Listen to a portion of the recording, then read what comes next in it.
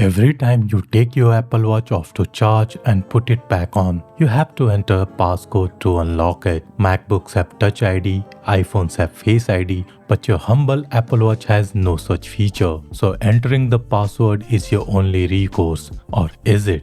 Most Apple Watch users have no idea that there is a setting that basically fixes this issue forever. Once you turn this on, you will never have to type your Apple Watch password again. It takes less than 30 seconds to set up, so let's do it. Launch the watch app on your iPhone and scroll down the My Watch page. Open the passcode settings and tap to turn on the toggle for Unlock with iPhone. You will be asked to enter your Apple Watch's passcode on the watch. Enter it to enable this feature. And that's it.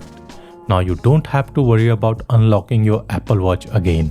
When it's locked and on your wrist, it will automatically unlock when you unlock your iPhone. If this helped you out, there's a good chance you are missing a bunch of other hidden Apple features too. So hit the subscribe button because I post simple Apple tips that make your devices way easier to use. Before you go, you can watch these videos next. Thank you for watching and I will catch you in the next one.